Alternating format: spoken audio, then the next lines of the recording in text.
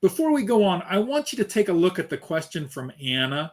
Hmm. I'll read it out loud here. If you scroll up, you'll see it. She asks, financial actions being considered, what can commoners do other than donate and sharing news about boycott Red Bull or hoot or harass?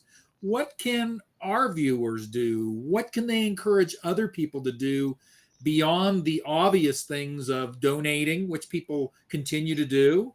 And that's great. Please do continue to do it if you can. Joining things like the BeamZ boycotts. Are there other things people should be doing and encouraging other people to do to support Ukraine and fight against Russia?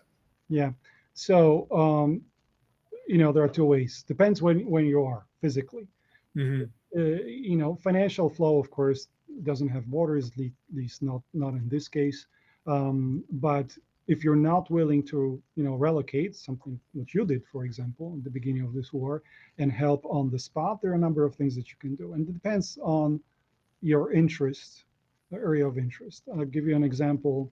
If you're living in the United States, then it's fairly straightforward because we have a system where each member of a district can contact the office of a senator, right? So Yes. it's possible to actually exert directly influence over politics in Washington this way. In other Well, countries, let me just add, senator, and also your actual particular representative in the House of in the Representatives. House, yeah, exactly, either of those.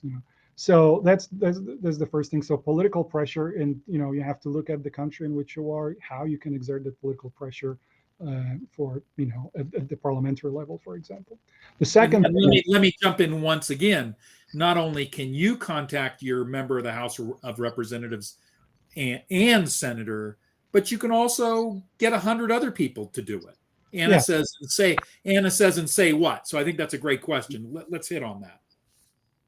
Oh, that's to keep the support. So you should be able to know whether the member of parliament who represents you has voiced any concern about the situation, whether that person is on your side or not. You're a voter. It's your power to keep Yes. these people in power or not. So make sure that that remains on top of the agenda, because it's too easy to focus on internal domestic issues. Many domestic issues, especially in Europe right now, are the economic ricochet of the conflict, not least Yes. the energy situation, and it's very easy to lose the focus of where the problem is actually coming from. So tackling the problem at its root is really important, and really force it. You asked about boycott of specific goods. So these goods are made by companies. Most of these cases are public companies and publicly listed companies. It's very easy to find out who the largest shareholders of these companies are and contact the shareholders. You know, Clearly a case of some French companies, infamous French companies like Accor or Auchan and so on, that still have not pulled out of Russia. Mm-hmm. So the same with some German automakers and so on. So there is still some work to be done, even though many household names have pulled out, and that should go through the largest shareholders. Just a person from the street has zero influence, but if you call the office of a portfolio manager of a pension fund that put billions of dollars in a company X that makes Red Bull, they're gonna listen to them. Mm-hmm. So that is the way to go. Now, another thing is, of course, is to there's power in numbers. So it's fairly easy to identify groups that organize public events. Definitely there will be Ukrainian groups, ethnic Ukrainians, or with some specific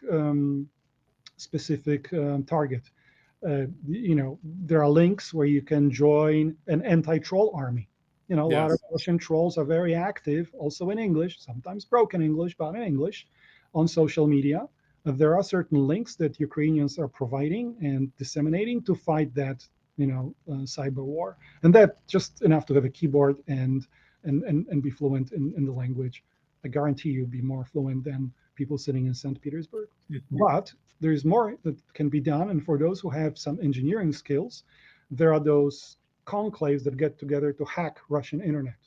So recently there was a meeting in Winnipeg. So maybe about 5% of Canadians are of Ukrainian origin. So this is a cause célèbre in Canada. And engineers get together and just sort of brainstorm how to better hack the Russian internet system, right? Yes. Let's not forget that the cyber war also goes in the other direction, right? So you have to know, be prepared, and work from a platform that that's going to be perfectly secure.